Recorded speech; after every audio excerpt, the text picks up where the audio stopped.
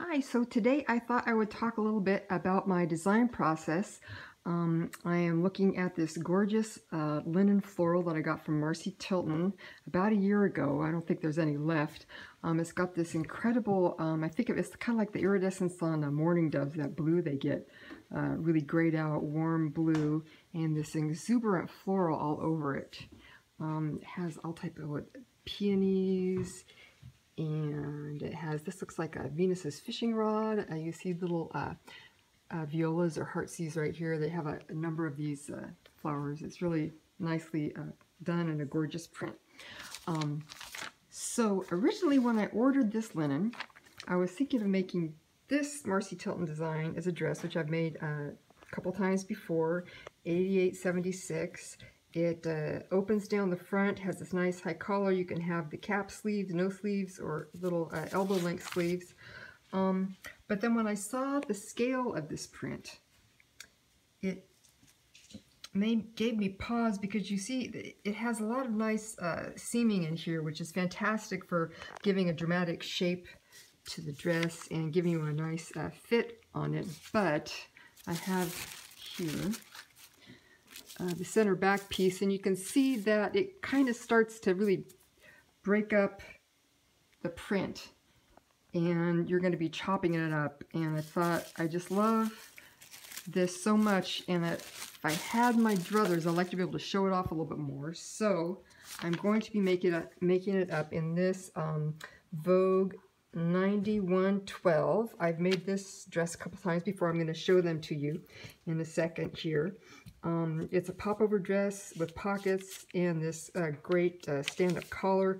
It is super easy to wear and pretty fun to make, and it has these great, she calls it, it has these kind of big half circular pieces here towards the hem, which are fantastic for showing off a big scale like this. I have one of the Cirques here, and you see how big it is, and the print really has room to breathe in that much space.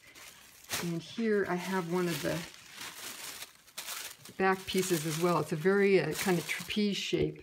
You can see here, so you can really get a much better feel for the print, the scale of it, and not be breaking it up a lot by using this different design. They're both really easy to wear, great, fantastic, timeless, chic dresses. And I'll link in the comments to some blog posts that I did in the past about these particular dresses, which a couple of which I'm going to show you now. So this is one that I made of the 9112, which I'm going to make this new linen up into. I just love this print. This is like a kind of a classic Marcy Tilton print, in that it's very edgy and chic and unexpected. You're not going to find this wherever you're going. A dress like this and a print like this, I had to be careful. I'm a very kind of low contrast person. I have kind of I don't have that kind of real sharp definition. A lot of round features. I have very big square shoulders, and I'm pretty busty, so I have to worry about how I'm going to break up all that stuff so I don't look like William the Refrigerator Perry, if you remember football back in the day. So counterintuitively, this is actually a great dress if you have those issues going on. A lot of what you get here with this collar, with the overlapping, even though it's going side to side here, you see that these lines and angles kind of break up everything that's going with making your shoulders really wide. And it's possible, if you add an extra little bit of ease in here in the bust, so it drapes as opposed to pulling like kind of a R-Crumb lady. If you remember those comics from the 60s and 70s. Then, you know, you can get a real kind of nice flowing feeling. Another thing that I did to help break up the top heaviness of my figure is, if you'll notice, I have asymmetric placement of the print here. So you have a lot of interest on one side, not so much on the other. That's going to help break things up visually as well. If you look at the dress overall, now what I did was, again, I'm a low contrast person, I have delicate features, so I chose to take this section, the very delicate, smaller scale section of the print, and concentrate it up here more towards my face. If any of my flying saucer friends are watching this, there's an airship for you and a comet. It's fantastic.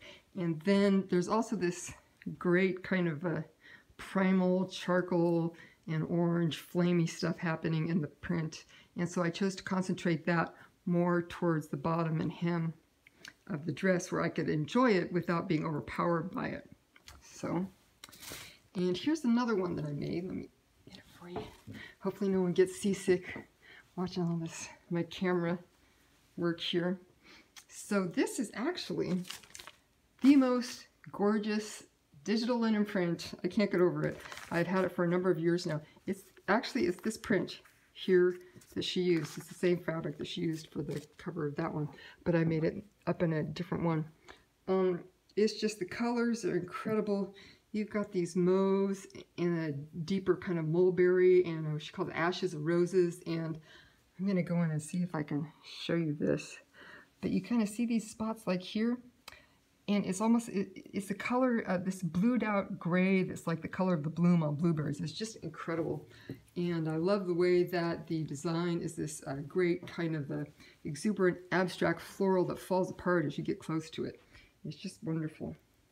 So again, you know, you have these various lines breaking up here. Do not overfit the bust, or else you're going to look like you're just trying to scream out of this thing that's big as a house anyway. It won't be very flattering. On this one, I kind of chose, I didn't go as bottom heavy and top light with my placement of the print as I did on the orange one. But I did have fun with these leaves that we have here, because you have this echoing shapes here, a little bit over here on the side.